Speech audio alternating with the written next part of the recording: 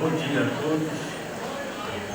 Eu quero, em primeiro lugar, agradecer a presença de todos, professores, alunos, funcionários, para esse evento da maior importância para a nossa Faculdade de Direito, para a Universidade e para a nossa comunidade, que é o lançamento da Enciclopédia Jurídica da PUC. Quero pedir licença para agradecer profundamente as honrosas presenças da professora Maria Amália, que é a reitora, magnífica reitora da nossa universidade, do professor Padre Rodolfo, que é o secretário executivo da Fundação São Paulo, reitoria e fundação que tem prestado toda colaboração à nossa faculdade. E nós, da Faculdade de Direito, temos feito um esforço e continuaremos a fazer no sentido de colaborar com a reitoria, com a universidade, com a fundação, sempre procurando o melhor para os nossos alunos e para a nossa comunidade. Quero agradecer ao nosso professor Celso Antônio Bandeira de Mello por se dispor a vir aqui a brilhantar o lançamento da nossa enciclopédia com a sua fala. E eu, como disse a ele há pouco, fui aluno dele em sala de aula há 46 anos. Imagine, senhores, há 46 anos o professor Celso dava aula. E eu era aluno, eu era garotinho. E continuo, e ele também, o professor Oswaldo que trazia o professor Celso para a aula aqui, porque ele era pequeno. Mas eu quero dizer a vocês que todos nós continuamos como alunos do professor Celso. E tenho no senhor, saiba, de público, um exemplo de professor, de advogado, de cidadão, e procuro espelhar o meu comportamento, o meu procedimento, no exemplo do professor Celso. Então, é profundo o agradecimento pela sua aceitação e abrilhantar o nosso evento.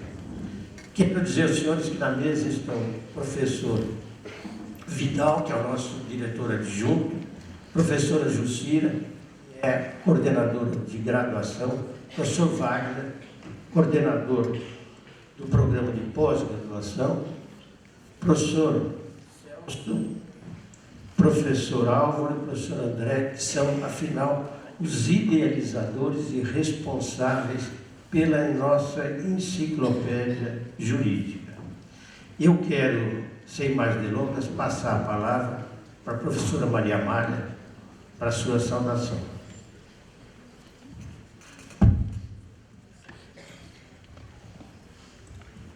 Bom dia a todas e a todos. Precisamos, no futuro, em breve, no futuro próximo, mudar essa mesa, trazer mais algumas todas para a mesa, para começar.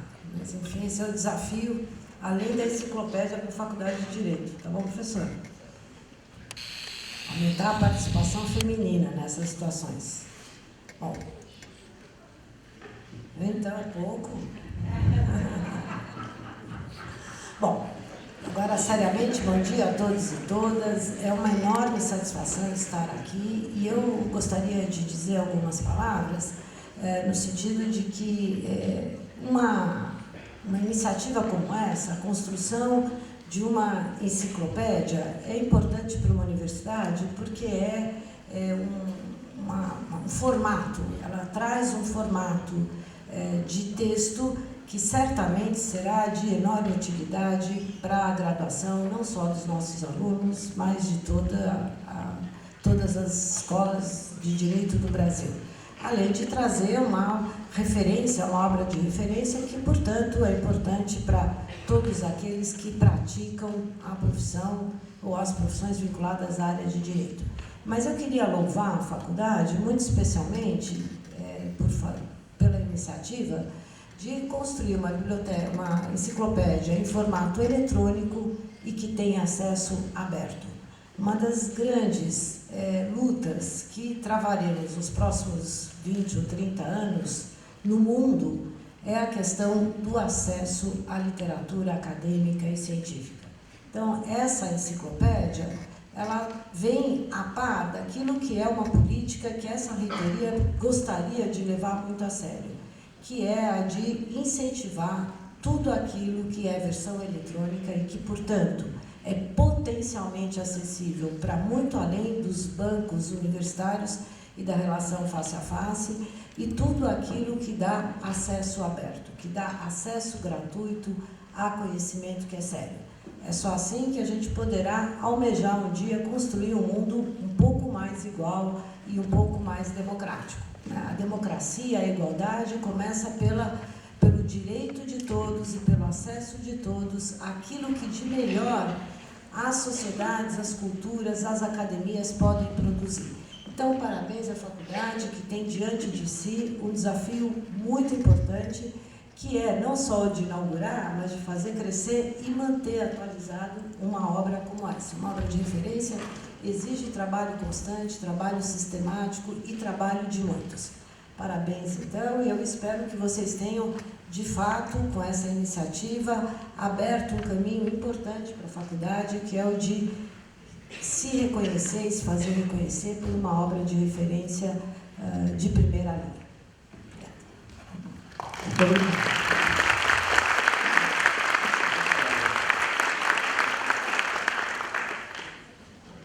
Então, eu passo a palavra agora ao Padre Rodolfo, secretário da Fundação São Paulo.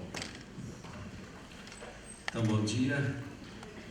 Quero, em homenagem à presença feminina na mesa, fazer minhas as palavras da professora Amália, não é?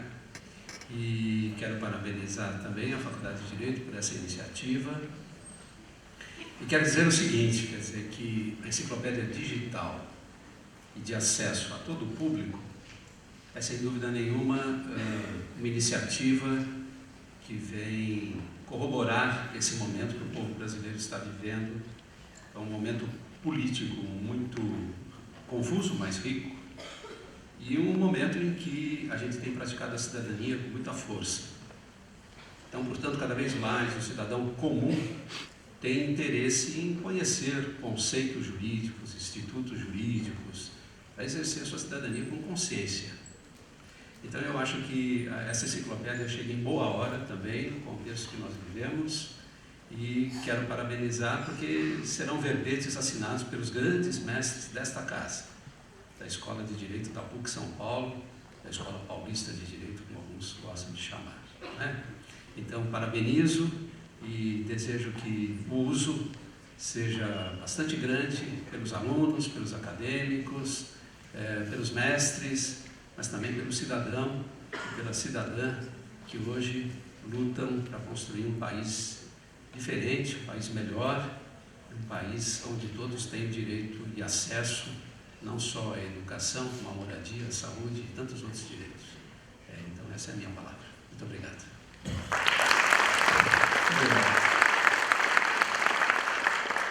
Para acalmar todo mundo que está ansioso para ouvir o professor Celso, eu quero dizer o seguinte: vai falar o professor Vidal, que é o diretor adjunto, depois o professor Campilongo, o professor Álvaro e o André vão explicar para a gente o que é e como funciona a enciclopédia. Daí, nós teremos a aula com o professor Bandeira.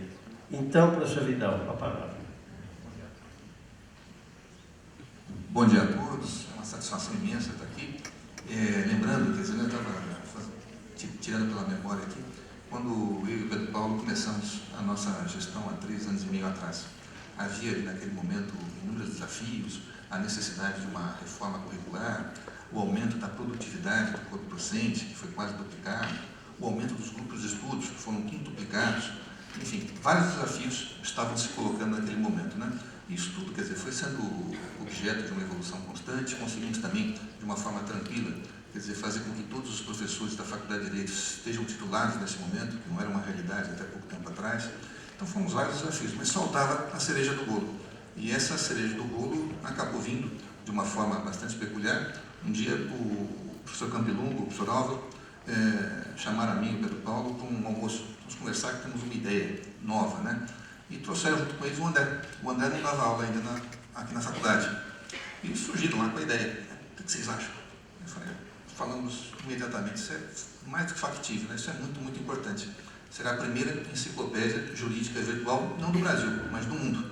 Então o projeto foi estruturado, nós acreditamos nesse projeto, recebemos incontinente o apoio da Fundação São Paulo, do Padre Rodolfo, o apoio da reitoria, por meio de seus pró-reitores, inclusive, enfim, e tudo isso, quer dizer, acabou desembocando nisso que acabou sendo, na verdade, a cereja do bolo aí da nossa gestão, um projeto que nos orgulha muito, são verbetes muito aprofundados, elas vão explicar depois, e, enfim, isso coloca a nossa faculdade no lugar que ela sempre esteve, né? Que é a de melhor faculdade do Brasil, perdoem a falta de modéstia e os concorrentes. Obrigado, gente.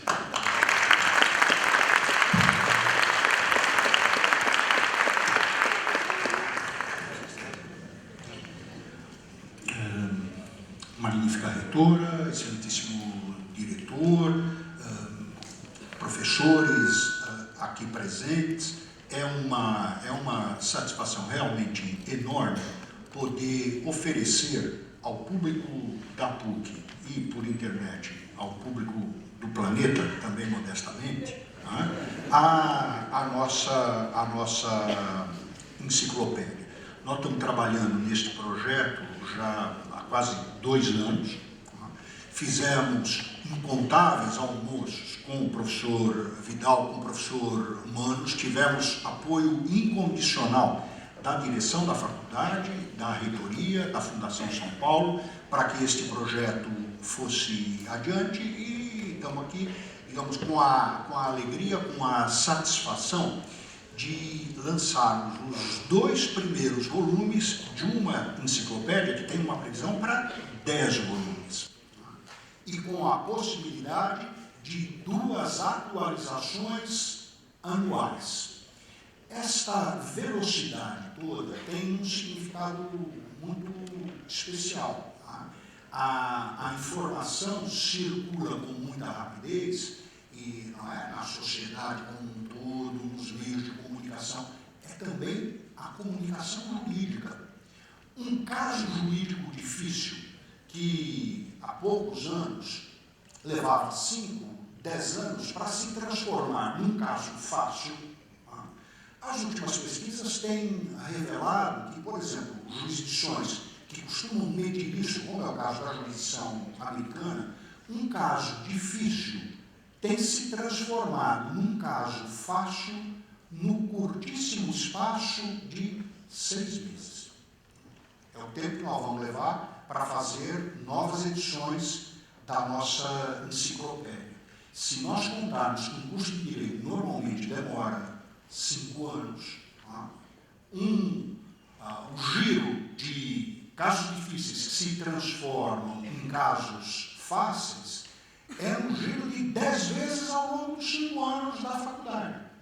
Ora, isso exige das escolas de direito rapidez na produção do conhecimento e da informação, e uma enciclopédia como a nossa consegue, então, preencher, atender a esta exigência premente do ensino jurídico, do saber jurídico. Uma outra coisa que eu acho muito importante nós destacarmos é que um projeto desta magnitude, deste porte, como bem disse o professor Vidal, e eu acho que aqui não vai nenhuma falsa modéstia, sincero e honestamente, no Brasil, sendo generoso, eu duvido que 5 faculdades de direito no Brasil tenham a capacidade de organizar e implementar um projeto como esse. Pouquíssimas faculdades de direito no Brasil têm um programa de pós-graduação, como este coordenado pelo professor Wagner Balera, capaz de cobrir todas as áreas do direito. E pouquíssimas bibliotecas de tese, de doutorado no Brasil, têm a amplitude de temas que a nossa biblioteca possui. A nossa enciclopédia, na verdade, nasceu pronta, mas isso não é para qualquer um. Isso é algo que a PUC consegue fazer e que a PUC precisa valorizar, mas não está ao alcance, infelizmente, não está ao alcance da Universidade Brasileira como um todo. Então, eu queria parabenizar a PUC por isto que eu considero um feito da Universidade e da Faculdade de Direito. Coloca a PUC num patamar que já é diferenciado do restante das escolas existentes no Brasil, mas torna a nossa posição ainda mais diferenciada pela qualidade da proposta. Então, meus parabéns à PUC e aos colegas que permitiram que a gente tocasse um projeto como esse.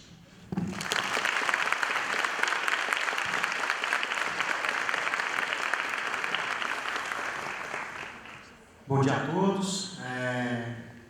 Bom dia a todos aqui os presentes. Queria cumprimentar a magnífica reitora, o secretário executivo da Fundação, o professor Wagner Valera, a professora Jucira, o professor Manos e o professor Vidal. Eu lembro bem desse almoço, viu, professor? Lembro direitinho, quando eu mostrei, eu estava no terceiro slide da apresentação da enciclopédia, ainda estava tentando vender um pouco da ideia, e eles já estavam, tanto o professor Manos, o professor Vidal, já estavam pensando o que fazer, não, que a gente vai fazer assim, assado, vamos chamar assim, quem vai fazer?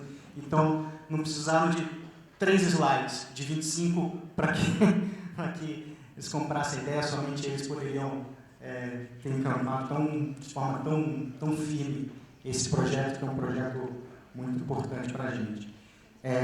Antes de mostrar um pouco para vocês as funcionalidades da enciclopédia, eu serei breve, eu queria agradecer algumas pessoas que ajudaram a fazer da enciclopédia o que ela é, pessoas que trabalharam aí anonimamente, voluntariamente, alunos de graduação, alunos de mestrado, todos eles realmente já contribuíram muito. Vou começar pelos alguns funcionários da PUC. O professor Vitor Vicente, da DTI, nos ajudou muito solícito, muito prestativo. Realmente eu queria um especial agradecimento para ele. Queria agradecer às empresas que elaboraram esse site, foram 2 empresas, a Bu Digital, que fez toda a parte de estruturação, o José Pinto Fonseca Filho, super atencioso, e a Unitri, do Alexandre Punta. Gostaria de agradecer a professora Ana Rabassi, da biblioteca, que nos ajudou muito em obter o ISBN, fazer a ficha catalográfica, isso é super importante, porque isso é livro eletrônico. A enciclopédia jurídica ela é um livro eletrônico. Todos os verbetes que vocês vão ver aqui, eles são capítulos de livro. Então, isso é muito importante para a gente. Também gostaria de agradecer as funcionárias da Faculdade de Direito, a Betinha, que ajudou tanto na enciclopédia, a Luciana e a Edneia, que nos ajudaram muito a fazer a enciclopédia chegar a esse ponto. Agora eu gostaria de agradecer as pessoas que trabalharam muito firme para isso, alunos de graduação, pós-graduação, como comentei, vou falar em ordem alfabética. O Bruno Lauer, a Camila Freire, que não é aluna, mas é minha esposa, então, portanto, ela é a chefe de tudo, né? É a minha revisora de todos os meus trabalhos, revisou todos os trabalhos da enciclopédia. Vocês verem que só para ela eu estou fazendo uma coisa especial, porque senão eu chego em casa e posso acompanhar qualquer coisa do gênero. O Diogo Malgueiro, a Giovana Salerno, a Isabela Bernacchi, a Isabela Guerreiro, a Milene Pagotto, a Rafaela Manprez, o Roberto Beijá, o Silvio Guide, Tamires Guimarães e Thaís Frischmann. Essas pessoas foram as que trabalharam muito duro, de forma muito intensa, principalmente nos últimos dias, para a gente chegar a esse resultado de hoje aqui. Eu gostaria de dar uma salva de palmas para elas, porque elas trabalham muito.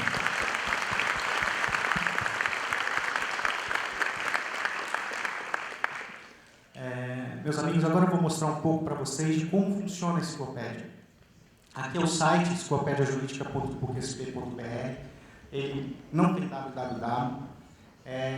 Vocês veem, aqui é a página inicial, né? E aqui nós temos um índice para pesquisa, é só colocar qualquer palavra para buscar qualquer coisa da enciclopédia. Temos um índice por verbete geral de todos os tomos, na ordem alfabética.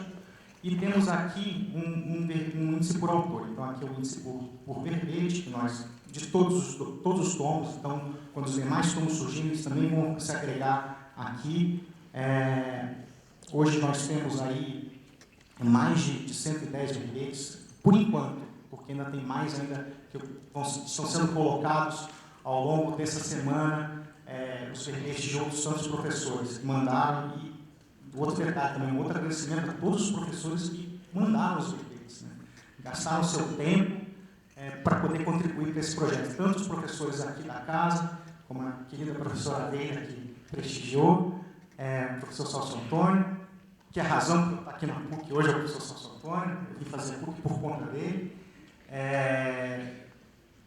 Professores como eles, e professores do Brasil inteiro, da USP, da Universidade Federal do Rio Grande do Sul, enfim, de todos os lugares.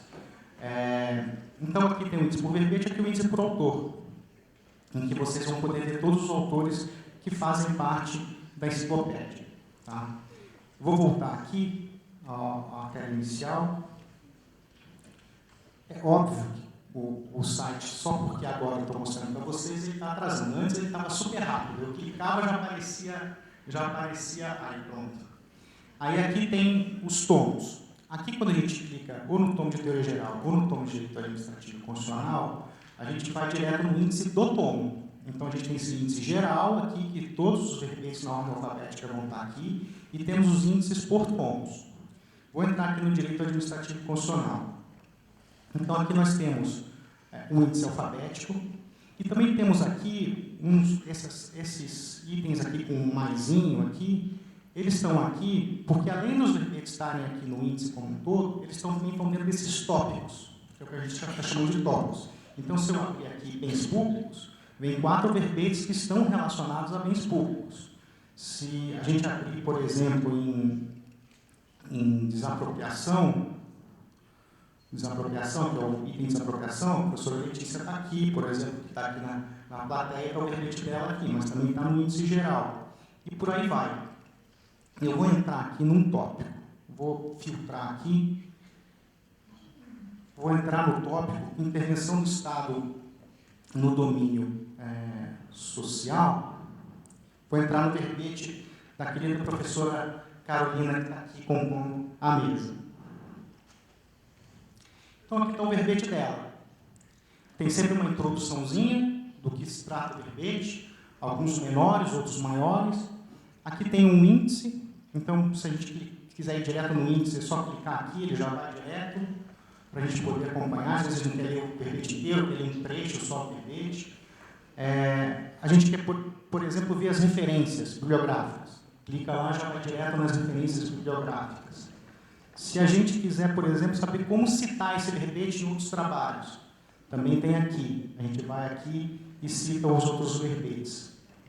A gente também tem, às vezes a pessoa não gosta, vocês são mais jovens que a gente, estão acostumados um pouco mais com a internet, né? Parece papo de velho, eu me achava super novo, até que a Isabela estava conversando comigo ontem, ela me falou que eu entrei na faculdade em 98, né? E ela me falou que em 98 ela tinha 4 anos de idade, então eu me assustei um pouco. Eu, por exemplo, ainda na minha época, eu ainda gostava muito de ler o papel. Então você pode baixar o PDF. E aqui tem um PDF com o documento como um todo, as informações como o ISBN, o conselho editorial, que o Álvaro vai falar daqui a pouco, a ficha catalográfica e o verbete numa leitura, para quem gosta, mais amigável. Eu gosto de ler no papel, então provavelmente eu vou imprimir, aliás, imprimi já e está aqui. Outra informação relevante é que, às vezes, você gosta da Carolina só, não gosta de ninguém mais da enciclopédia, mas gosta da professora Carolina. Aí, o que você faz? Clica no nome dela aqui. Aí aparece o nome dela, Carolina Zancanese, com o link do Lattes dela, se você quiser ver toda a produção dela, tudo que é importante, e um mini currículo, que é sempre muito bom. E aqui todos os verbetes que ela escreveu na enciclopédia. Até esse momento, ela que é uma das coordenadoras do tomo de administrativo constitucional, junto com meu querido amigo Maurício, ela escreveu 2, o terceirização e intervenção do Estado na ordem social, que era o que a gente estava vendo. Então eu vou lá e quero ir direto no índice por autor, clico aqui no intervenção do Estado na ordem social, voltei. Outra coisa muito relevante na enciclopédia é que a enciclopédia, além de você poder pesquisar um verbete que você quer, ela pode te dar ideias de outros verbetes que você queira estudar. Então, por exemplo, você terminou de ler o verbete da professora Carolina e tem aqui outros links relacionados. O verbete igualdade do professor Celso Antônio, por exemplo. Terceiro Setor, do professor Gustavo Justino da USP, Direitos Sociais, do professor Vidal Serrano, do professor Dalmo de Abreu Dallário, do Estado Democrático Social de Direito, e Intervenção do Estado no Domínio Econômico, do professor José Vicente da UERJ. Então, por exemplo, ficamos aqui na igualdade do professor Celso Antônio, aparece o verbete do professor Celso Antônio. O objetivo é que a enciclopédia seja intuitiva, e aqui tem outros tantos verbetes relacionados ao do professor Celso Antônio, como, por exemplo, o princípio republicano do professor Carrasco. Como vocês podem ver, o objetivo é que a enciclopédia seja extremamente intuitiva para quem acessa. O objetivo é que a pessoa possa acessar a enciclopédia e poder pesquisar a partir dela. Porque o que motivou, no final das contas, isso foi a falta de informações confiáveis na internet. A internet, que todos vocês estudam, eu estudo, ela tem muita fonte de pesquisa, ela é um universo muito grande, mas ela é um universo, no direito em especial, pouco confiável. Qualquer um publica na internet. E isso traz um prejuízo muito grande ao desenvolvimento da nossa matéria, ao desenvolvimento do direito. E a enciclopédia vem para suprir essa lacuna, porque a gente passa a ter fontes confiáveis de pesquisa. Inclusive, um dos objetivos no futuro é que essa pesquisa se espalhe não só pelo Brasil, mas pelo mundo.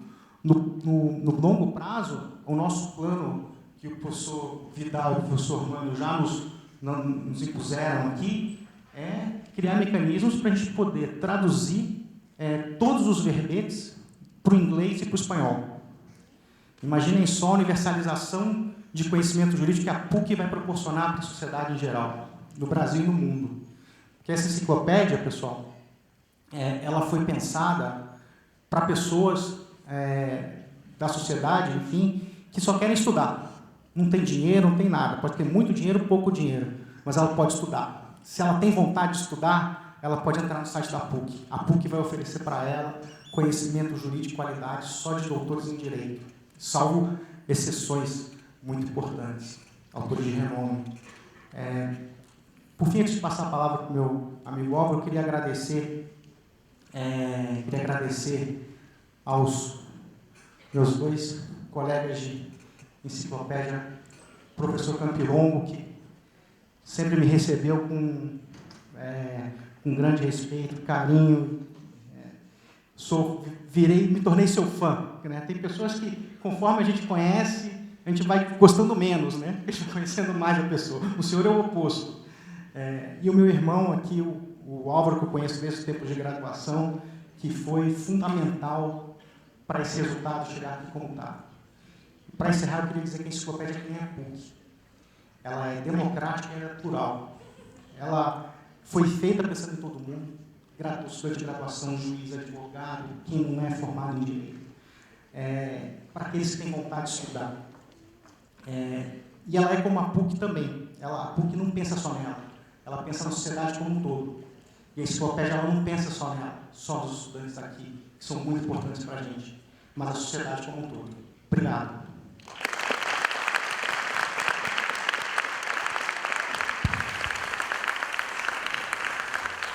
Depois da fala do pai da enciclopédia, a gente pode dizer assim, uma fala com alma, né, do professor André Luiz Freire, porque ele colocou a alma na execução, na elaboração e na idealização dessa enciclopédia. Nós contamos com a participação de uma série de professores da faculdade, professores do Brasil, do exterior. Nós contamos com um conselho editorial composto por uma série de professores. E existe toda uma inteligência nessa universidade que é muito pioneira. Aliás, cumprimentar aqui a professora Silvia Pimentel, que é uma das marcas da nossa universidade com relação ao pioneirismo, não só nos grupos de estudo, com relação a direito e gênero, nas diretrizes elaboradas, mas também no pioneirismo de ser a primeira disciplina de graduação implementada de direitos humanos, a optativa de direito e gênero. É uma marca da nossa universidade, esse pioneirismo que não só a professora Silvia Pimentel, mas tantos outros professores marcam cada vez mais no ensino jurídico brasileiro. Aqui o professor Wagner Balera, coordenador do programa de pós-graduação, que implementou o núcleo de direitos humanos em um programa estrito sensu de pós-graduação, o primeiro núcleo de direitos humanos do país, que também se coligou nessa inteligência para poder auxiliar, juntamente com os alunos do pós-graduação, destacando alguns desses alunos com bolsas no mestrado e no doutorado, para que pudessem auxiliar no abastecimento de verbetes, nas revisões de verbetes, na inclusão de currículos. Então, existe aqui essa integração da pós-graduação e da graduação dessa forma. Além de integrar os alunos da graduação e as pesquisas dos professores da PUC e de fora da PUC com relação a isso. A nossa preocupação é de também, como ensina o professor Luiz Alberto Davi Araújo, a gente conhecer as regras. A gente não pode jogar sem as regras, sem sabê-las quais são. Então, nós buscamos aqui o impacto que a internet possui hoje. Buscamos aqui não só a universalização dos saberes, mas a internacionalização dos saberes. Contamos com diversos professores de países, né, como Argentina, México, Peru, Portugal, Espanha, Estados Unidos, já aceitando o convite para colaborar, contribuir nessa enciclopédia. Isso integra a nossa universidade. Do Brasil, já nesses 2 tomos, nós temos mais de 20 professores de programas de mestrado e doutorado. Hoje nós lançamos o tomo de Filosofia e Teoria do Direito e contamos aqui na mesa com o professor Maurício Zocum e com a professora Carolina Zancaner, que são coordenadores, junto com o professor Vidal Serrano e André Luiz Freire, do tomo de Direito Administrativo e Constitucional. Hoje nós lançamos 2 tomos, num total de 10.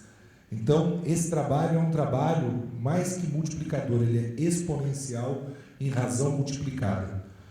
Pois bem, nós contamos hoje com o lançamento de 160 verbetes. Eles estão ainda sendo abastecidos e interligados, coligados, dentro dessa inteligência artificial que o professor André Luiz Freire apresentou para todos vocês, que é realmente muito importante existir esse tagueamento de todos os verbetes para que a gente possa desenvolver essa pesquisa intuitivamente. Contamos com mais de 5.000 páginas produzidas por professores do Brasil e do mundo nessa enciclopédia. E eu gostaria aqui, então, de dizer quais serão os 10 tomos. Hoje lançamos o de Teoria Geral e Filosofia do Direito e o segundo tomo, o primeiro e o segundo tomo, Direito Administrativo e Constitucional. Os demais tomos, Direito Tributário, Financeiro e Econômico, Direito Processual Civil, Direito Penal e Processual Penal, Direito Comercial, Direito Civil, Direito do Trabalho, Previdenciário e Processual do Trabalho, Direito Internacional e Direitos Humanos, Direitos Difusos e Coletivos. O Conselho Editorial, neste momento, conta com o nome de alguns professores.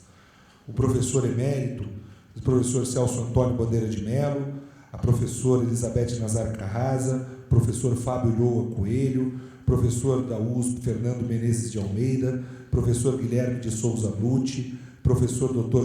José Manuel de Arruda Alvim, professor Dr. Luiz Alberto Davi Araújo, ministro do STF e professor da UFPR, o Dr. Luiz Edson Fachin, o professor Dr. Marco Antônio Marques da Silva, a professora titular Maria Helena Diniz, o professor Dr. Nelson Neri Júnior, o professor Dr. Oswaldo Dueck Marques, o professor Dr. Paulo de Barros Carvalho, professor Dr. Ronaldo Porto Macedo Júnior, professor Dr. Roque Antônio Carrasa, professora doutora Rosa Maria de Andrade Neri, o professor da Universidade de Coimbra, Rui da Cunha Martins, o professor Dr. Tércio Sampaio Ferraz Júnior, a professora doutora Tereza Celina de Arruda Alvim e o professor Dr. Wagner Balera, além do nosso diretor da faculdade, o professor Dr. Pedro Paulo Teixeira Manos, a quem eu devolvo a palavra na presidência da mesa. Agradeço a confiança da direção da faculdade em nome do professor Pedro Paulo, professor Vidal Serrano, a coordenação da graduação, a professora Jucira, e também do pós-graduação, professor Wagner Balera, que permitiram essa consagração de todo esse trabalho de 4 anos na coordenação e na direção da Faculdade de Direito, mostrando o que é preciso fazer e como se pode mais e multiplicar ainda mais aquilo que já é bom que existe na PUC São Paulo. Muito obrigado, bom dia a todos e vamos ao motivo que nos trouxe aqui, que é ouvir o professor Celso Antônio Bandeira de Mello, a quem eu rendo todas as minhas homenagens. Passo a palavra para o presidente da mesa, professor Pedro Paulo Manos.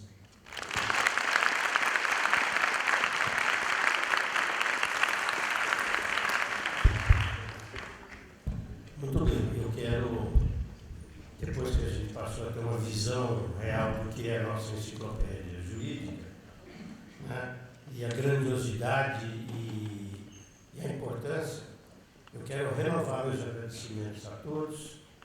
Quero dizer que vamos desfazer a mesa por um instante, porque a professora Maria Amália e o padre Rodolfo têm outros compromissos, e, em seguida, veremos e ouviremos a palestra do querido professor Celso Antônio Bandeira de Mello.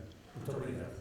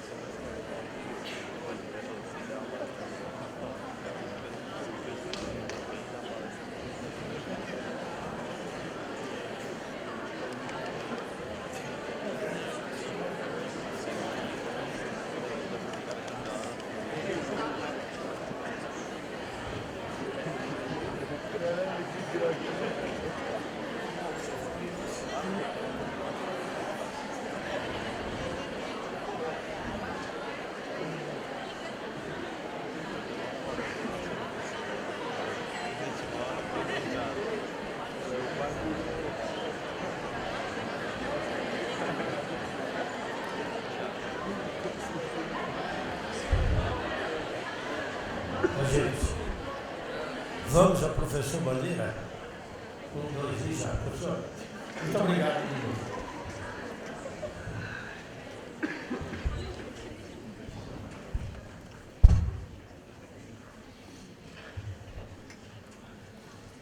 Boa noite a todos.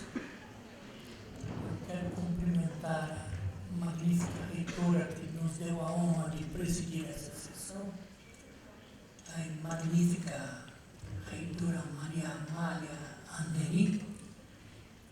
Cumprimento igualmente o senhor secretário executivo da Fundação São Paulo, ambos que estiveram aqui presentes, excelentíssimo senhor diretor da Faculdade de Direito, doutor Pedro Paulo Teixeira Manos, que já disse que foi meu aluno, portanto, entregando a minha velhice aqui. Diretor adjunto, professor Vidal Serrano Nunes Júnior, a coordenadora da Faculdade de Direito, doutora Julicira Viana, o senhor vice-reitor Fernando de Almeida, eminentes coordenadores dessa enciclopédia, doutores Celso Campilongo, Álvaro de Azevedo Gonzaga e André Luiz Freire, pessoas a quem rendemos nossa homenagem muito sincera por esta realização importantíssima. Eu peço licença para saudar. Eu fui durante muitos anos o único professor sou o único professor titular de Direito Administrativo da Faculdade de Direito da PUC, ex-professor, porque sou aposentado. Então, aproveito para saudar o primeiro livro docente de Direito Administrativo, professor Silvio Luiz Ferreira da Rocha, que não pôde estar presente. O mais novo livro docente de Direito Administrativo, professor Maurício Zogum. Aos demais membros da mesa que eu não referi nominalmente, mas são todos velhos conhecidos meus, porque foram meus alunos todos. Eu tenho a impressão de que há 2 aqui que não foram meus alunos. O Álvaro foi também o Álvaro. E o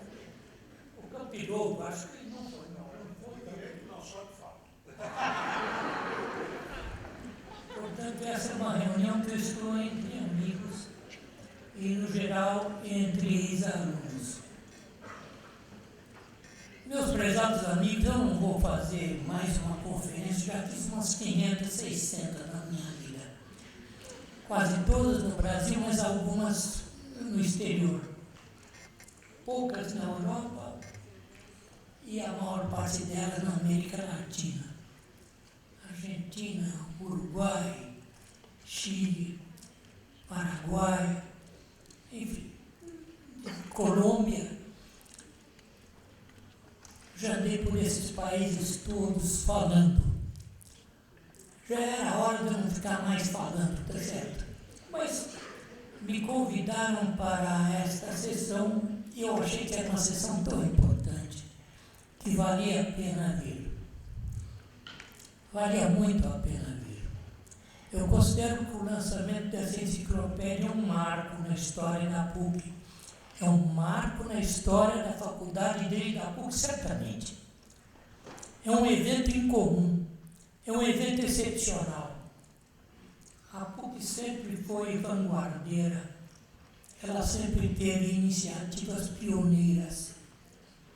Para lembrar algumas, na minha área, que é o direito, os cursos de especialização que a PUC lançou. Quem lançou, na verdade, foi uma figura monumental que honrou a PUC durante muitos anos, o professor Geraldo Ataliba, que foi uma criatura única. A melhor definição que eu ouvi do Ataliba foi dada por um ex-professor da PUC, de Direito Constitucional, acho que ainda é professor nosso, que se chama Michel Temer. Michel foi, junto comigo, o fundador de um escritório de advocacia. E o Ataliba. E mais um ex-professor que era meu assistente, Celso Bastos. Assim nunca ninguém pode me acusar de ser sectário, porque eu sempre tive junto de mim alguns reacionários famosos.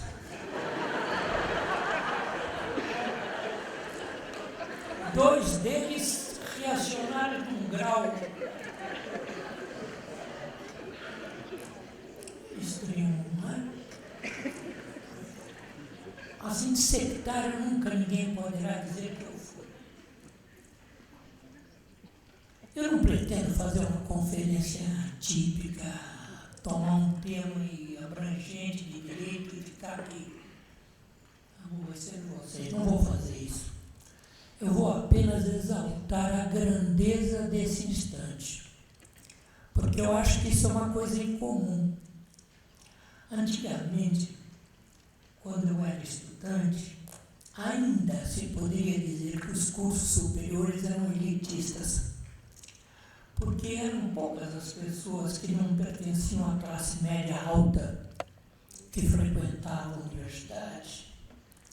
E principalmente faculdades como a Faculdade de Direito, para surpresa de minha, e acredito que de todos. Como eu fui vice-reitor da universidade, já está na história, é um evento tão antigo.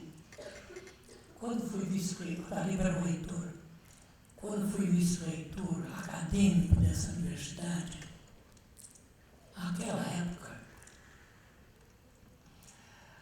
o mundo ainda era muito diferente do que é hoje. E o elitismo era quase que a regra. Você não via, por exemplo, estudantes da raça negra na Faculdade de Direito. Não se via. Como pessoas realmente pobres, você também não via. Era um elitismo que dominava o meio acadêmico. Hoje mudou muito, muito, muito mesmo, graças a Deus. Nesse ponto nós evoluímos. Podemos ter evoluído em muitos. Eu já passei por períodos terríveis porque vivi o golpe militar de 1964, que os sabujos chamavam de revolução. Evidente que não foi revolução, não foi um golpe militar.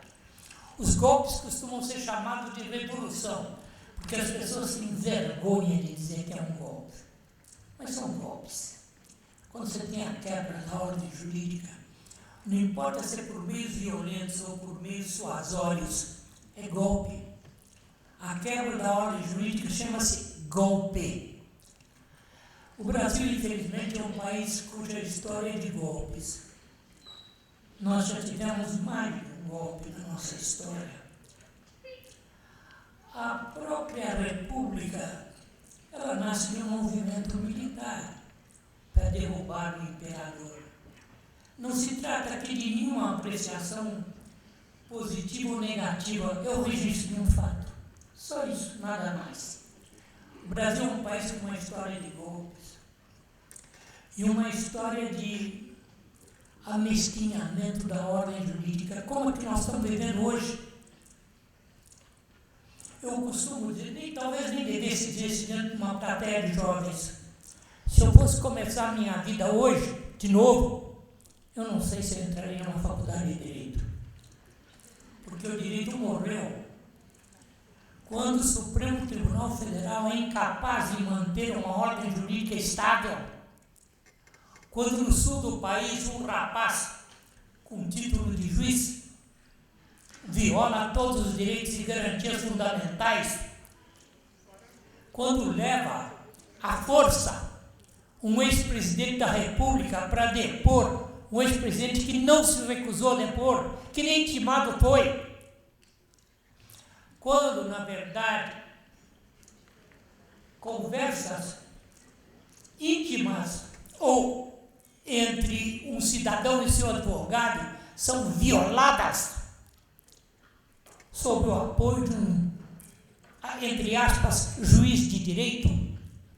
Quando isso acontece, significa que a ordem jurídica morreu.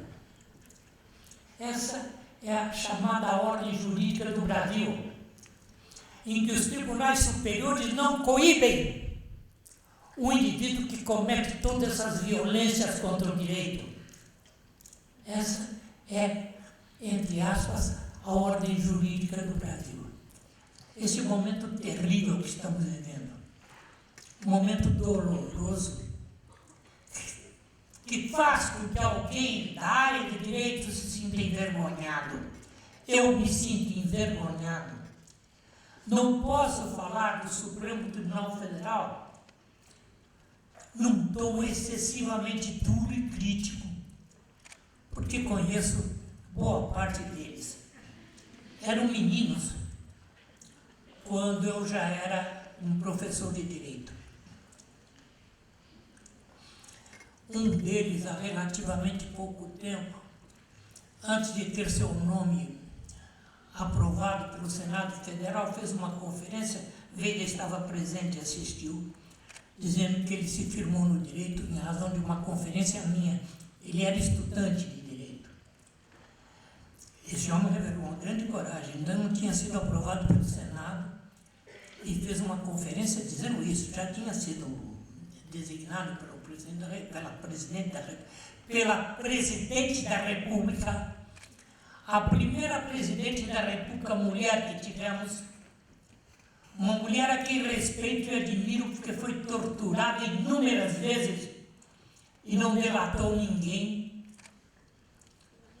Esse homem, nomeado por ela, disse que ele ficou no direito em razão de uma conferência minha que ele assistiu no sul do Brasil, na Ordem dos Advogados. Era uma conferência da UAB. Eu me lembro até do tema, porque transformei essa conferência em livro. Eficácia da ordem social na Constituição. Alguma coisa assim. O título era sobre isso, sobre a ordem social, eficácia das normas constitucionais e direitos sociais, que está nas mãos do Wagner. Ele disse isso. Eu não vou citar fulano por fulano, mas eu conheci crianças, alguns, como é o caso da ministra presidente do Supremo, que tinha acabado de se formar quando eu conheci. Tinha acabado de se formar em Minas Gerais. Então, vários deles são pessoas com quem eu mantenho relações sociais muito amistosas, o que me impede de dizer do Supremo tudo aquilo que eu penso. Mas eu tenho certeza de que eu não tenho mais condições de fazer uma sustentação no Supremo. porque o tratamento protocolar dos ministros supremos é eminentes ministros. Eu acho hipocrisia demais. Eu iria dizer eminentes ministros para certas pessoas que lá estão. Aliás, eu entrei junto com outras pessoas com um pedido de impeachment de um deles. Mas isso não significa nada, porque eu entrei com um pedido de impeachment do ex-presidente da República, um senhor Fernando, não o defenestrado, o outro que está por aí. Portanto, eu já entrei com pedido de impeachment de mais de um, sem nenhum sucesso, é lógico. Eu não vou dizer que o judiciário é inútil. O judiciário é muito útil para as pessoas entre José e Maria, Francisco e Guilhermina. Para isso ele cumpre o papel dele muito direitinho. Mas quando há interesses de outra parte gigantescos, eu tenho experiência de que é inútil recorrer ao judiciário. As cartas são marcadas, o resultado já é sabido de antemão. Dentre os eventos da minha vida pessoal que provam, para mim mesmo pelo menos, essa relatividade da independência do Poder Judiciário, 2 deles me marcaram muito. Não que eu não antevisse o resultado, eu antevia, mas achava que como cidadão tinha o dever de lutar. Entrei em juízo como autor e como advogado de um grupo de juízes. Vejam vocês quem eram os colegas que eu estava representando. Dalmo Dallari,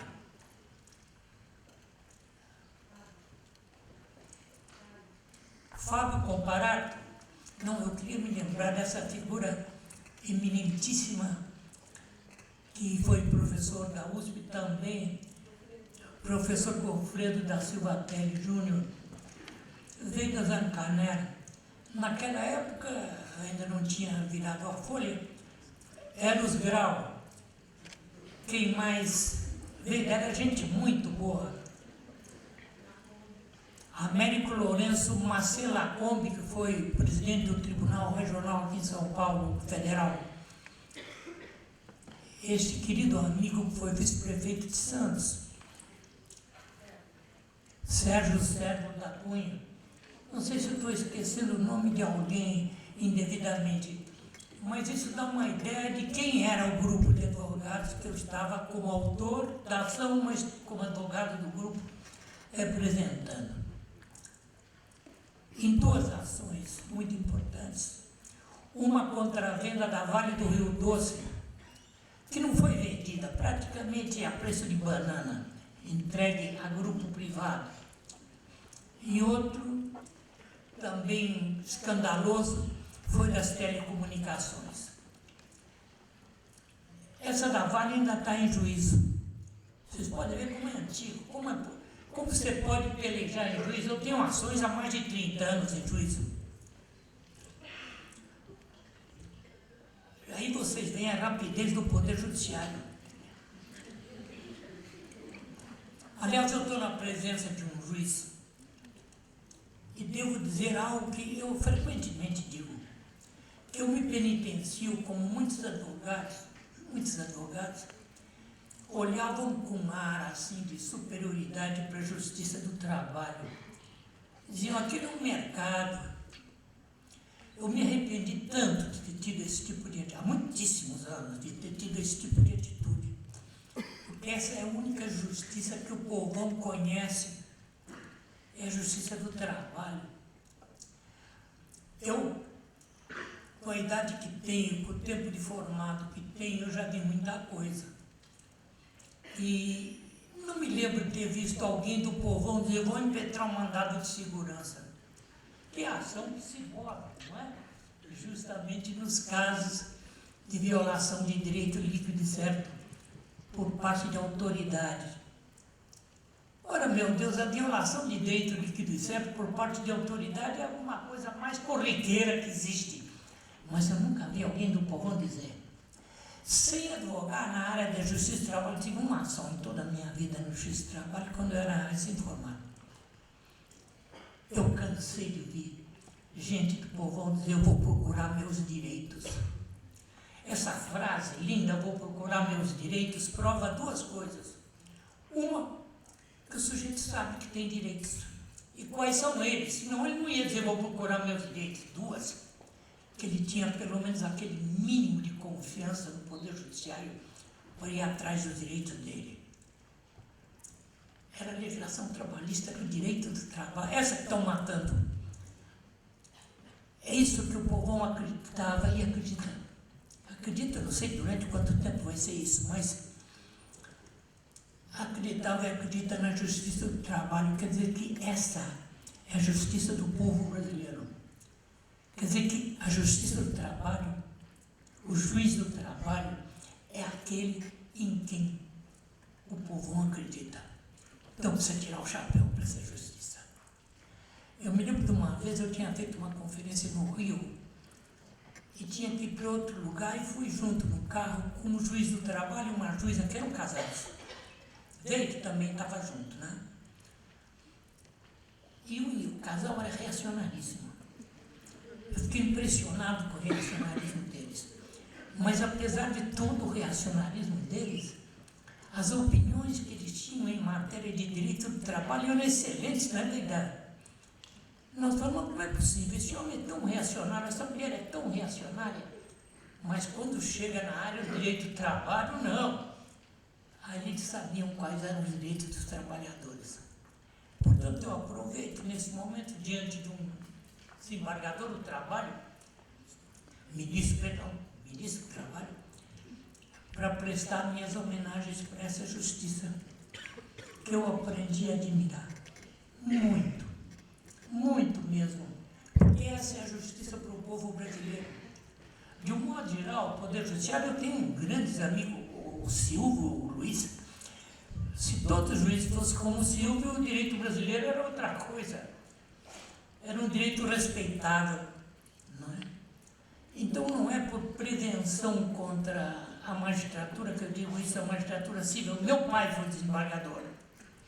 Veio do 5º Constitucional dos Advogados, mas foi desembargador boa parte da vida, bom tempo, até o golpe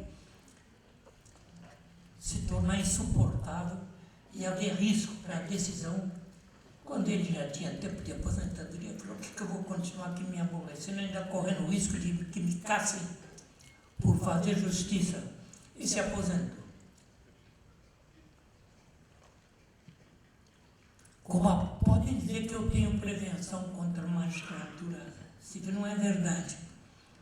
Um dos grandes amigos meus é o Silvio, com quem eu saio habitualmente nos fins de semana.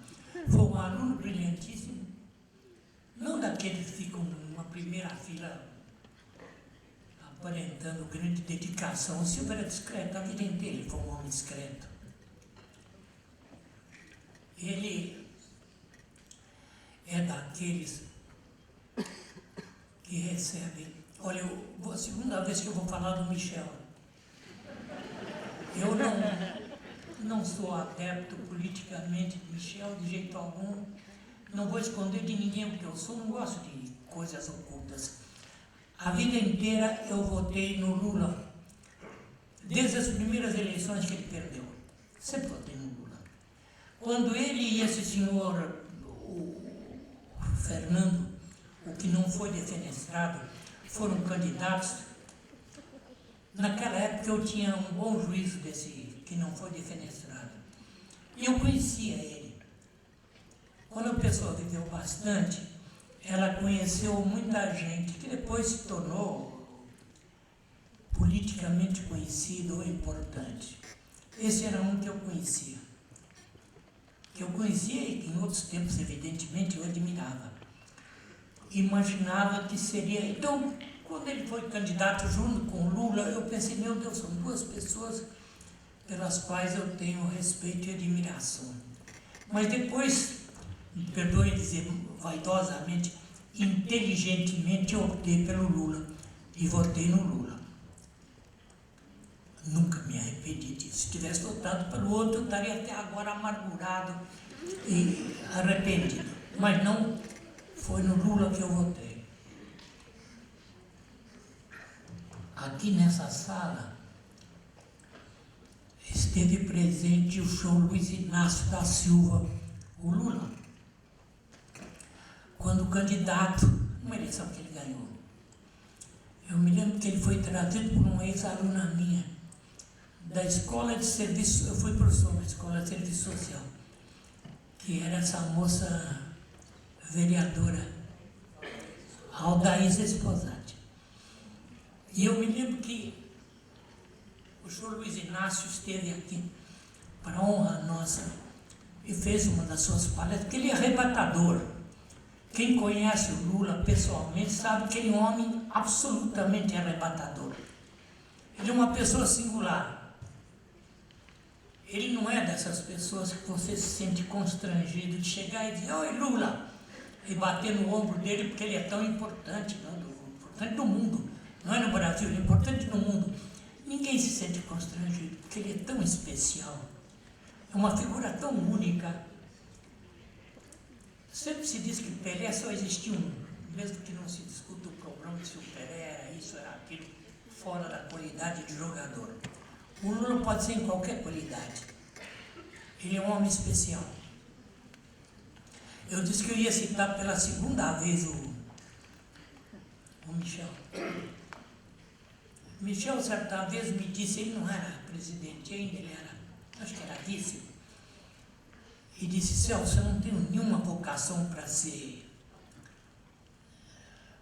como se diz esse negócio que anda na frente, para ser, agora meu Deus, qual é a frase dele? Não é muito boa. Eu não tenho nenhuma vocação para ser carro alegórico. Essa foi a frase do Michel. É verdade, ele nunca teve vocação para ser carro alegórico, nunca, nunca. Sempre foi a descrição em pessoa. Nós tínhamos o hábito de almoçar num restaurante que eu gosto muito, que era na mesma rua do escritório dele. E, claro, ele, antes mesmo de ser presidente, ainda não era presidente, ele era vice. Sempre tem segurança, umas pessoas que acompanham. Ele não gostava que viessem, porque ele não gosta disso, ele não tem vocação para carro alegórico, como ele disse. Era o contrário do outro. O outro foi presidente, o outro Fernando, quando morava na rua da mesma rua que eu.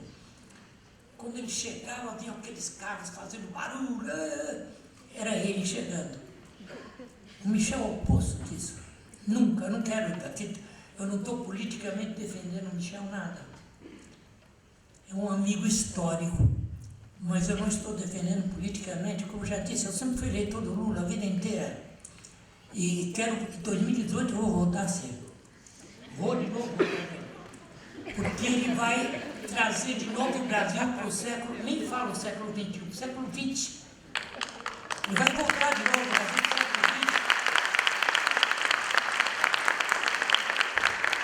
Isso é uma coisa que eu não suporto, é ver o fim da legislação trabalhista, como ver o fim da Previdência, que são coisas que vieram historicamente há pouco tempo. Historicamente, há relativamente pouco tempo, eles estão desaparecendo. Quando o Lula voltar, ele vai fazer voltar tudo, tenho certeza. Porque ele é um homem especial. Ele não é um homem comum. Meus amigos, eu prometi que não ia me alongar, já me alonguei, não vou me alongar mais. Eu vou terminar dizendo a vocês que o lançamento dessa enciclopédia é um presente da PUC ao povo brasileiro. Porque se antigamente as faculdades de Direito eram lugares para gente de elite, não são mais há muito tempo.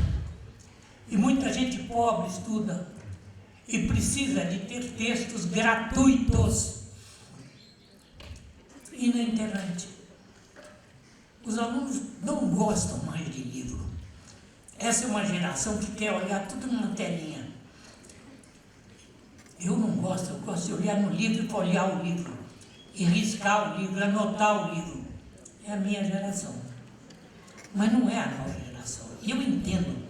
Eles podem levar para qualquer lugar uma coisinha pequenininha, está tudo lá dentro, que é esse aparelho que todo mundo usa, que eu também uso, que é o computador. E podem levar vários livros ali dentro. E podem assistir a aula, o professor falando, e eles com o livro ali na frente, no computador. Essa é a nova geração, a nova realidade da vida. claro que os mais velhos não se adaptam bem a isso. Não se adaptam mesmo. Não gostam até. Ou gostam. Eu conheço grandes juristas que até hoje não sabem mexer com computador. E que são muito mais bons, foram meus alunos. Tinha uma. Não, ele está aí, ó. Ele está aí. Preciso que a filha ajude, porque não é a deles o computador. A Taliba tinha um computador em cima da mesa dele, ele nunca bateu uma tecla ali. Né?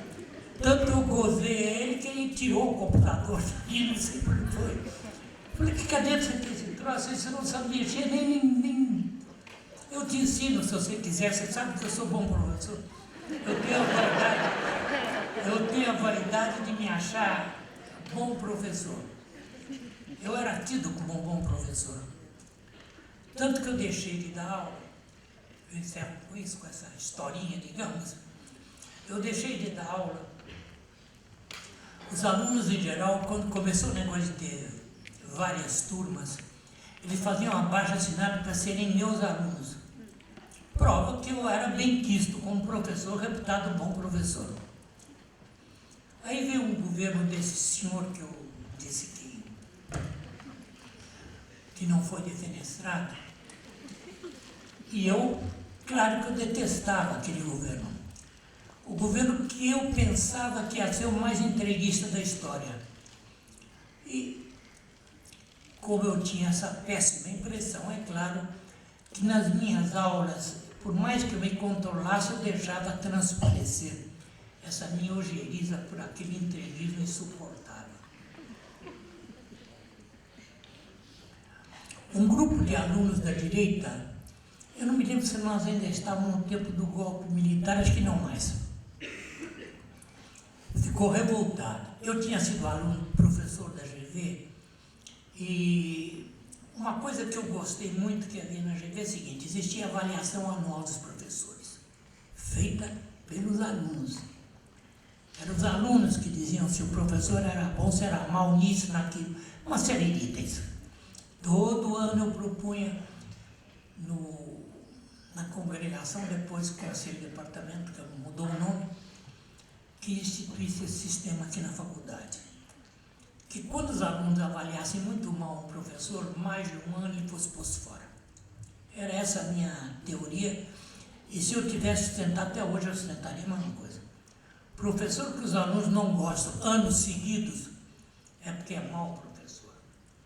Em geral, o que ele faz? Ele quer aprovar todo mundo para ver se ele ganha boa vontade, coisas desse tipo. Se enche de sorrisos, larga a turma antes de encerrar o horário. Ele faz de tudo para captar os alunos, porque sabe que como professor ele não vale nada. Existe isso, vocês sabem disso, vocês são alunos, sabem que a Faculdade de Direito tem alguns analfabetos ainda. Eu não sei se estão todos no bacharelato ou se já passaram para o pós.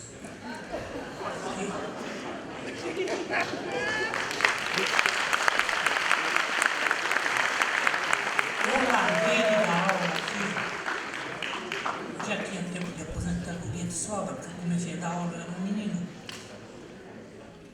Eu larguei de dar aula, não foi por causa de aluno, nunca. Os alunos, eu sempre tive um relacionamento bom, apesar de ser um professor duríssimo em nota. Eu era um dos piores professores de nota, mas nunca tive problema com um aluno. Mas nesse ano, um grupinho de extrema direita resolveu fazer aquilo que eu sempre propunha, a avaliação dos alunos.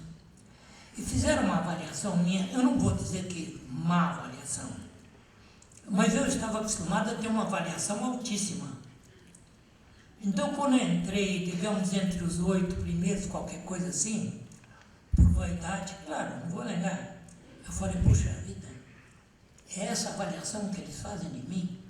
Eu me lembro que puseram um recém-formado como a primeira avaliação. Não dou mais aula aqui. Eu estou deixando de fazer conferência no exterior para não perder a aula. Conferências agradáveis, com tudo pago, visitando lugares excelentes, tá certo? Eu ia ver, porque pagavam também minha mulher, tinha que pagar. Depois ela que era convidada, nem eu mais, convidava diretamente ela, como hoje acontece. Eu falei, eu deixando para esses alunos não ficarem, eu não dou mais aula aqui, e simplesmente fui embora. Deixei de dar aula. Nunca foi por causa de aluno, essa é a única exceção. E é curioso que eu me lembro que um desses, que era um reacionário feroz, ligado aos militares, me veio pedir parecer depois. Caso pessoal dele, ele procurou aquele que ele não colocou eu não vou dizer o nome que é chato, ele é droga aí. Esse tipo de experiência na minha vida é relativamente comum.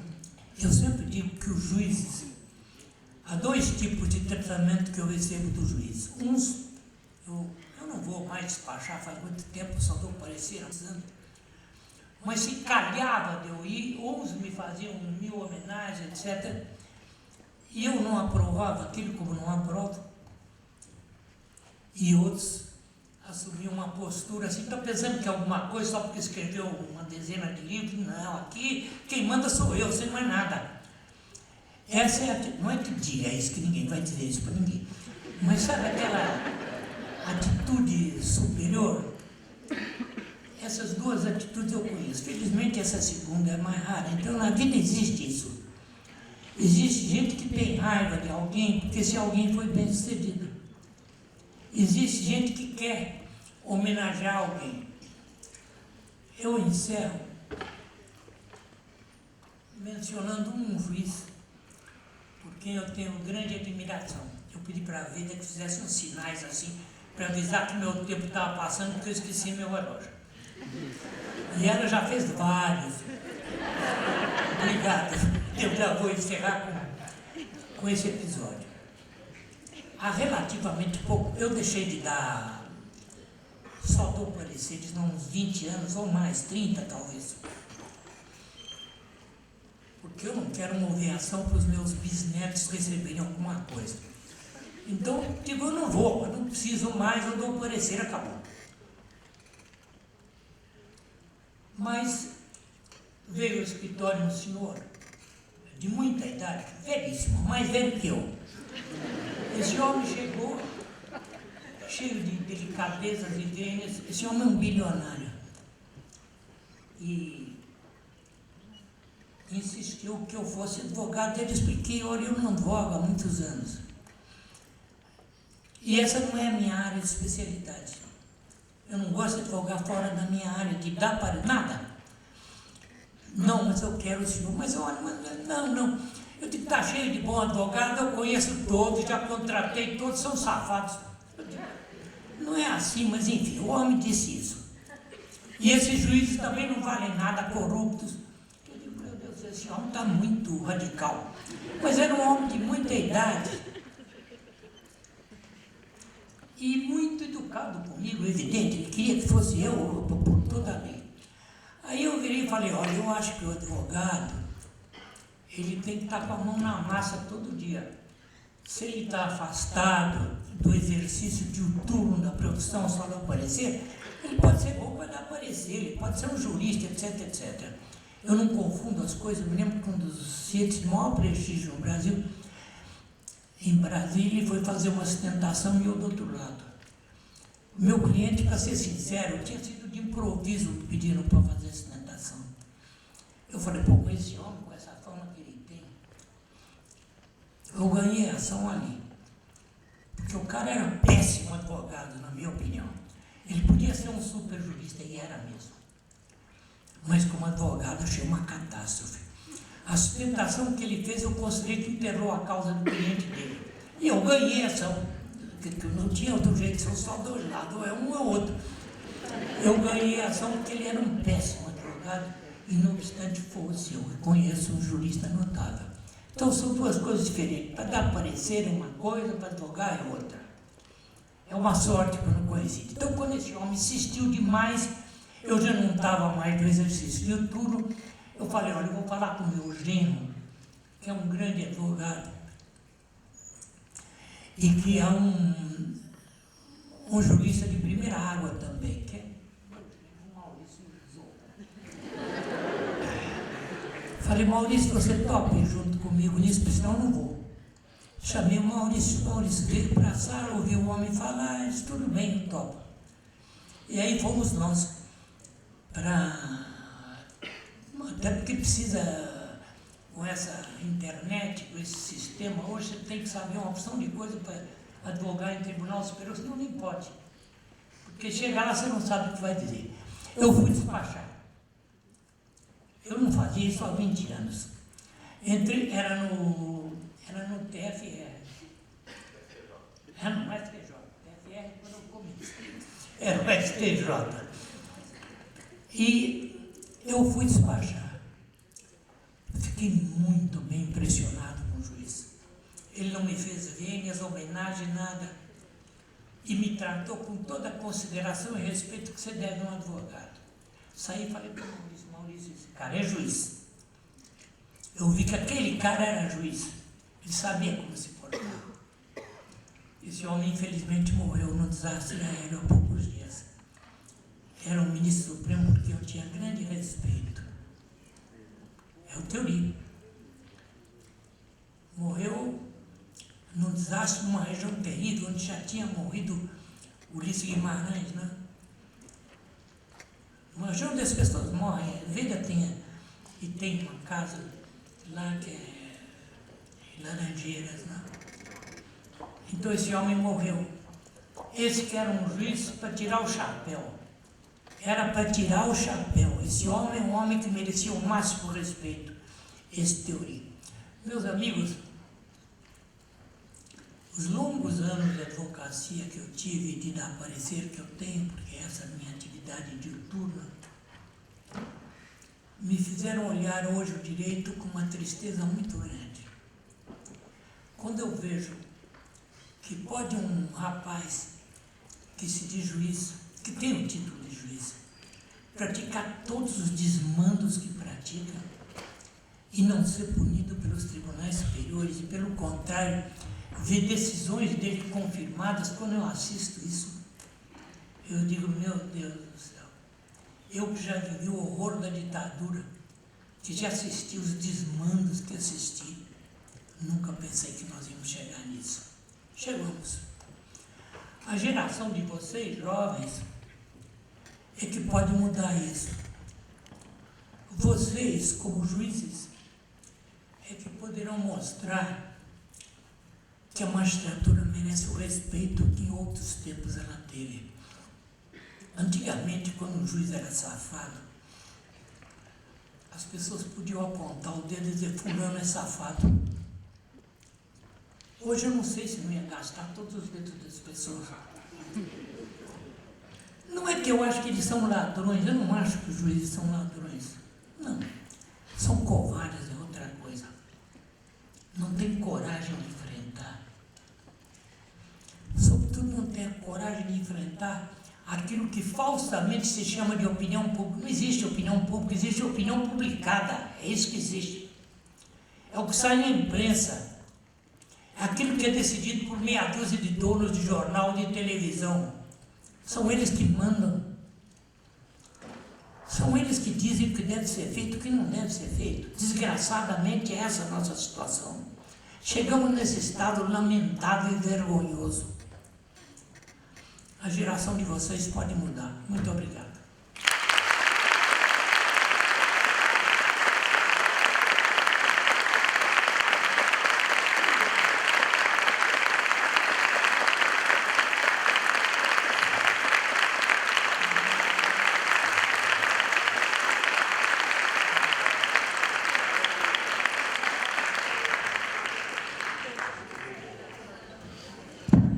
Muito bem.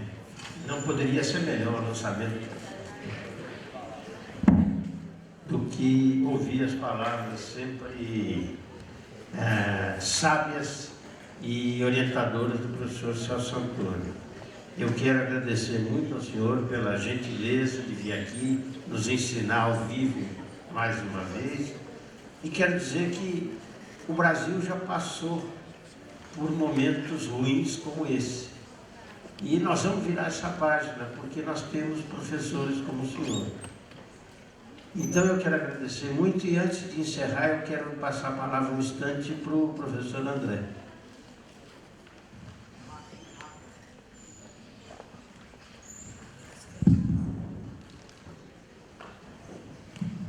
Bom, é rápido. Na verdade, o professor falou que, o professor Antônio falou, aliás, depois dessa turma, só um detalhe, né, só lembrando, depois dessa turma o senhor voltou a dar aula no mestrado, né? Para minha sorte, eu estava na mesma turma dela, e o senhor queria dar aula para ela, então ainda pude aproveitar.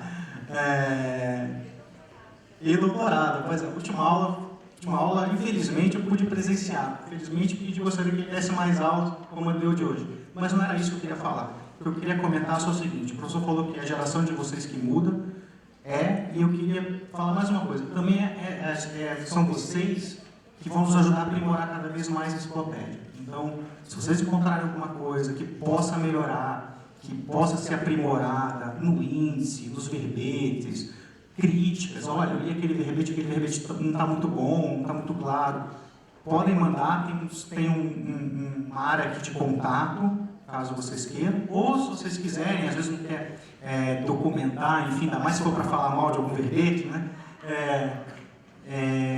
Podem falar comigo, podem falar com o Álvaro, pode falar com o professor Campilongo, com o professor Manos, com o professor Vidal, somos todos super acessíveis e o que nós queremos é melhorar, para que esse instrumento seja cada vez mais um instrumento para que todos nós possamos utilizar e adquirir conhecimento. Obrigado.